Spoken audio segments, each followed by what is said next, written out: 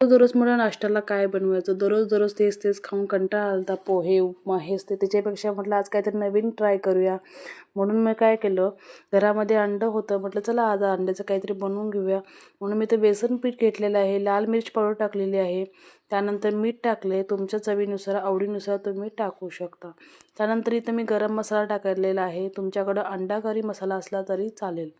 त्यानंतर तांदळाचं पीठ घेतलेलं आहे, तांदळाचं पीठ नसेल तर कॉर्नफ्लोअरसुद्धा घेतलं तरी चालेल. त्यानंतर चांगलं मिक्स करून घ्यायचं आहे आणि थोडं थोडं पाणी टाकून भजीसारखं असं चांगलं बॅटर बनवून घ्यायचं आहे.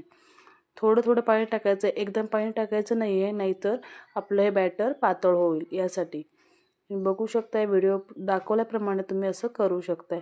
गुठल्या न होत्या एकाच दिशेने फिरवत राहायचं आहे, जेणेकरून गुठल्या होणार नाहीत. इथे मी अंडा करीसाठी अंडा बनवले होते. म्हटलं चला आज म्हटलं भूक लागली तर आपण काहीतरी थोडंसं बनवून घेऊया यासाठी. तर इथं अंड्या तुम्हाला जर गरम असेल, जर सोलायला येत नसेल तर असं आपटून घ्यायचं एकमेकावर. आपटल्याने एकमेकावर लगेच त्याची सालं निघून जातात आणि आपल्याला सोलायलासुद्धा लागणार नाही. तिथं बेसन पिठामध्ये ते अंडं घोळवून आपण भजी कशी बटाट्याची करतो तशी अशी टाकून फ्राय करून घ्यायचं आहे. एका साईडनं चांगलं भाजल्यानंतर लगेच परतायचं नाही आहे, थोडं चमच्याने थोडंसं वरती तेल टाकून घ्यायचं आहे, जेणेकरून अलगद असं पलटलं जाईल. चमच्यानेच करायचं आहे, जाळी तुम्ही घेऊ नका.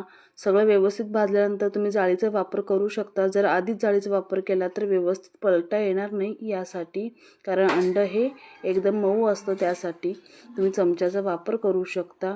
त्यानंतर इथं चांगलं दोन्ही साईडनं व्यवस्थित असं कडक असं फ्राय झालेलं आहे, तुम्ही बघू शकता.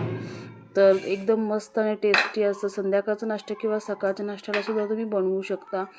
तर हे तुम्हाला हे व्हिडिओ कसा वाटला आहे कमेंट करून नक्की सांगा. वरून मी थोडासा ह्याच्यामध्ये पेरी पेरी मसाला टाकलेला आहे, तुमच्या आवडीनुसार तुम्ही चाट मसालासुद्धा टाकू शकता. आणि हिरव्या चटणीसोबत मी सर्व केलेलं आहे. एकदम दिसायलासुद्धा छान दिसतंय आणि खायला तरी त्याच्यापेक्षाही भारी लागतंय.